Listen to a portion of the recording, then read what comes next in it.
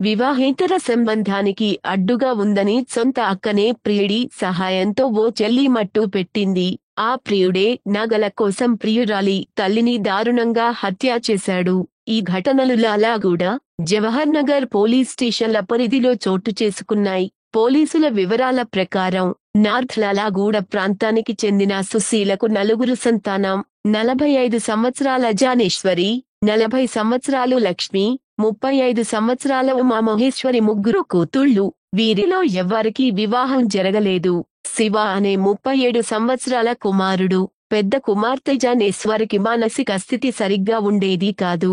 చిన్న కూతురు ఉమామహేశ్వరి లాల్ బజార్లో కాల్ సెంటర్ ఉద్యోగిని. కుమారుడు శివ అమెరికాలో ఉద్యోగం చేస్తున్నాడు. కొన్నేళ్ల క్రితం సుశీల భర్త అనారోగ్యంతో మృతి చెందడంతో అతని రైల్వే ఉద్యోగం రెండో కూతురు లక్ష్మికి వచ్చింది. 2018 వరకు వీరందరూ లాలాగూడలోని రైల్వే క్వార్టర్స్ లోనే ఉండేవారు.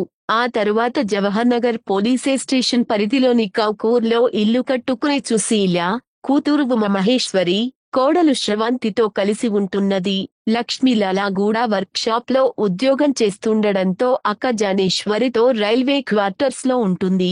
జవహర్ నగర్ ప్రాంతానికి చెందిన 45 సంవత్సరాల అరవింద్ తో వీరి కుటుంబానికి పరిచయం ఉంది. ఈ క్రమంలో లక్ష్మికి అరవింద్ కు వివాహేతర సంబంధం ఏర్పడింది. కాగా ఈ నెల 6న సాయంత్రం 7 గంటల సమయంలో అరవింద్ జవహర్ నగర్ లోని లక్ష్మి తల్లి ఇంటికి వెళ్లి ఆమెతో గొడవ పెట్టుకున్నాడు. ఈ క్రమంలో తల్లి సుశీల అక్కడికక్కడే మృతి చెందడంతో అక్కడి నుంచి పరారయ్యాడు. కూతురు ఉమా మహేశ్వరి ఇంటికొచ్చేసరికి తల్లి చనిపోయి ఉండడంతో సీసీ కెమెరాలు పరిశీలించి తల్లి సుశీలను అరవింద్ కుమార్ అనే వ్యక్తి చీరతో మెడకు బిగించి ఊపిరాడకుండా నోట్లో గుడ్డలు కుక్కి చంపి 3.5 తులాల బంగారు నగలు ఎత్తుకెళ్లాడని పోలీసులకు ఫిర్యాదు చేసింది.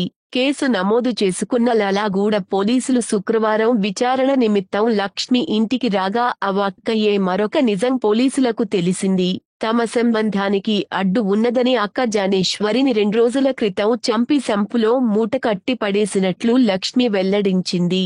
వెంటనే పోలీసులు ఘటనా స్థలానికి చేరుకుని సంపులో ఉన్న మృతదేహాన్ని వెలికి తీయగా సదరు మృతదేహం పూర్తిగా డీకంపోజ్డ్ స్టేజ్ లో ఉంది. మృతదేహాన్ని పోస్టుమార్టం నిమిత్తం గాంధీ మార్చురీకి తరలించారు. అయితే లక్ష్మిని అదుపులోకి తీసుకున్న పోలీసులు ఆమెను వెంటబెట్టుకొని అరవింద్ కోసం గాలింపు చర్యలు చేపట్టారు.